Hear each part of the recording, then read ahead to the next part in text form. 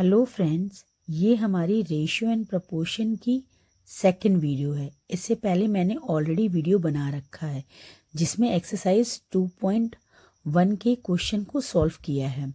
अब हम आगे के क्वेश्चन देखेंगे। क्वेश्चन नंबर 10 यहाँ पे दिया है, cost of 10 kg rice is 200 and cost of 2 kg of sugar is 50। तो फर्स्ट ऑफ ऑल हम कॉस्ट ऑफ 10 kg राइस लिख लेंगे जो गिवन है हमारा 200।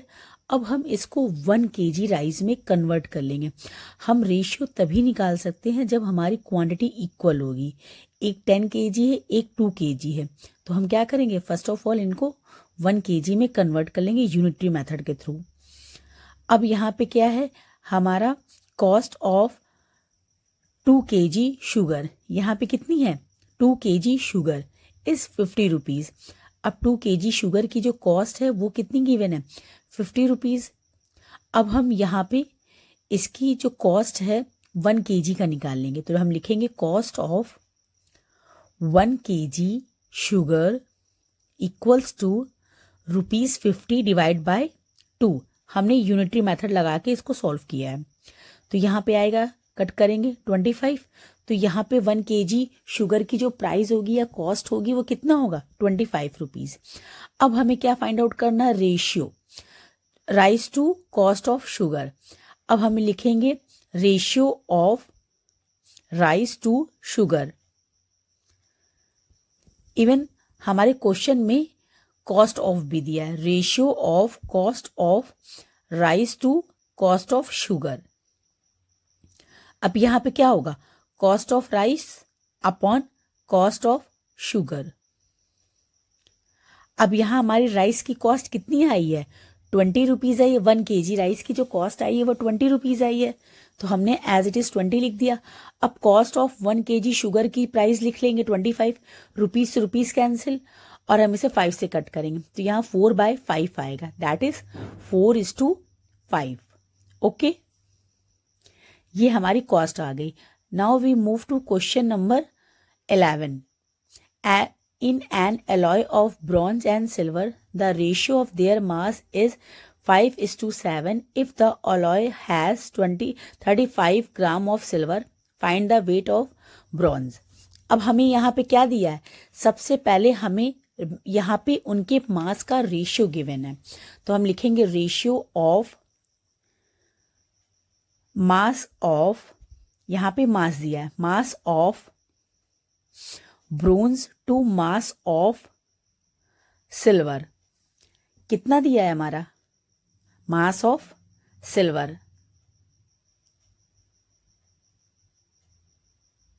यहां पे दिया है 5:7। अब हमने एज्यूम कर लेते हैं, let mass of the alloy be x। अब हमारे जो एलॉय है उसका मास कितना है, x है, तो हमने यहां लिखा 5x:7x। ओके, अब हम यहाँ पे अकॉर्डिंग टू क्वेश्चन हमारा क्या गिवन है, alloy has 35 gram of silver. जो एलॉय का सिल्वर वाला पार्ट है वो इसका पूरा वेट कितना दे रखा है, 35। तो वो हमारा क्या है, 7x ही तो है। तो हमने लिखा ATQ according to question mass of the silver are given. कितना गिवन है, 35 ग्राम। अब हमने यहां लिखा 35 ग्राम। अब यही जो 35 ग्राम है वो किसके बराबर है, 7x के। तो हम लिखेंगे 7x इक्वल्स टू 35 ग्राम। तो x इक्वल्स टू 35/7। अब हम इसे कट करेंगे 5 टाइम, तो x की वैल्यू आएगी 5 ग्राम। ओके, अब हमें क्या निकालना है, weight of the bronze alloy.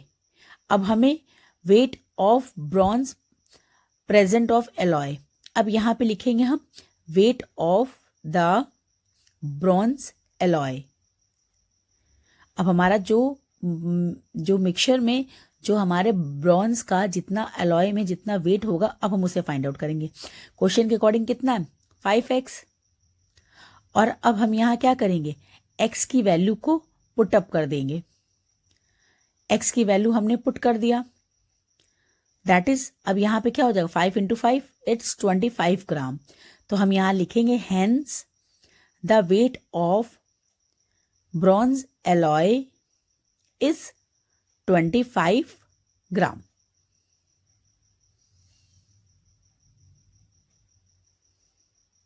Okay, अब now we move to next question. Now we solve the exercise 12.2। अब यहाँ पे क्या गिवन है, which of the following from a proportion. अब इनमें से कौन हमारा प्रपोर्शन फॉर्म कर रहा है। क्वेश्चन गिवन है, हम फर्स्ट क्वेश्चन को सॉल्व करते हैं। इसका लॉजिक ये होता है कि इसमें product of extreme equals to product of mean होता है।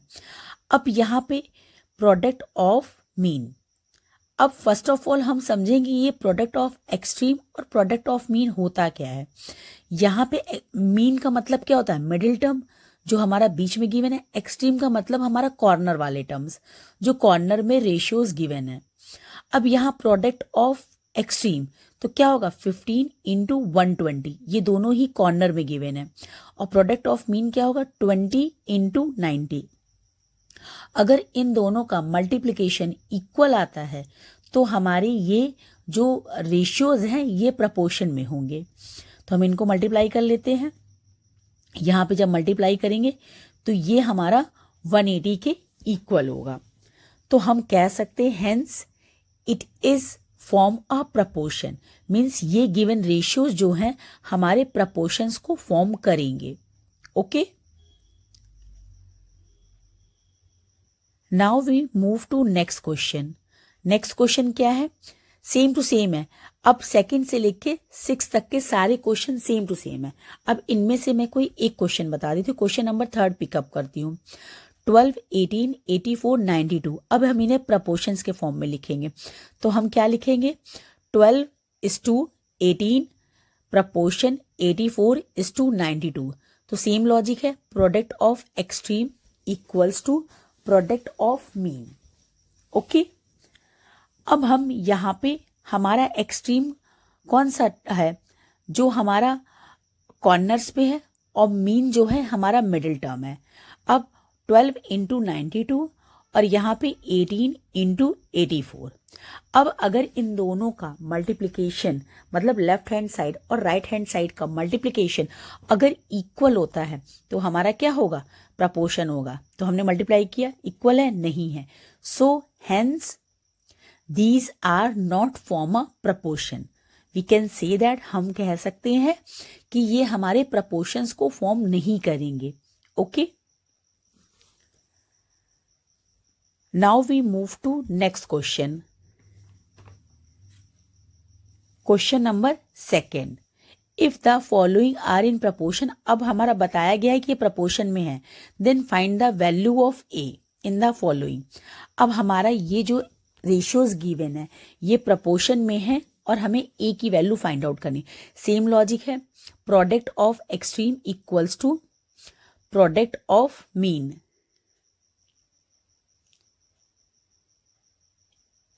अब यहाँ पे हमारी मीन मिडिल टर्म्स क्या होंगे, 9 और 4, और एक्सट्रीम क्या होंगे, ए और 36। तो हम लिखेंगे ए, ये हमारा एक्सट्रीम हो जाएगा, ए इंटू 36, और मीन क्या होगा 9 इंटू 4। ओके, अब यहां पे क्या हो जाएगा 9 इंटू 4 बाय 36। अब इसे कट करेंगे, 9 4 9 जा 36 और 9 से 9 कटेगा तो हमारा a इक्वल्स टू क्या हो जाएगा, हमारा 1 हो जाएगा। तो हमारी a की वैल्यू क्या होगी, 1 होगी। Now we move to next question. Same to same logic है, एकदम डिक्टो सेम है, कुछ भी चेंजेस नहीं है, बट मैं फिर भी एक क्वेश्चन आपको और बता दे रही हूँ। Product of extreme equals to product of mean. हम यहाँ पे एक्सट्रीम का प्रोडक्ट निकालेंगे और प्रोडक्ट ऑफ मीन निकालेंगे।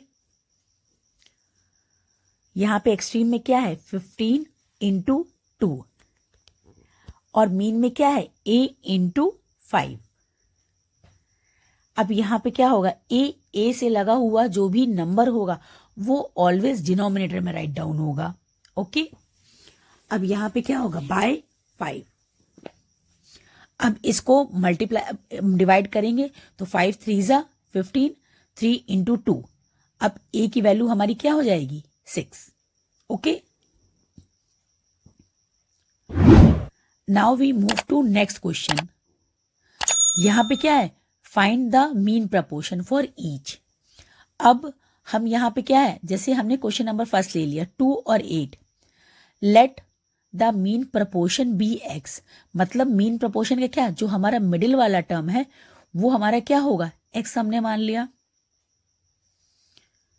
तो यहां पे हमारा क्या होगा, 2:x, मिडिल वाला x होगा, दूसरा भी मिडिल होगा, इक्वल्स टू x। यहां पे क्या होगा, x। अब ये हमारा मीन है, product of mean equals to product of extreme. Same to same rule का यूज करेंगे हम।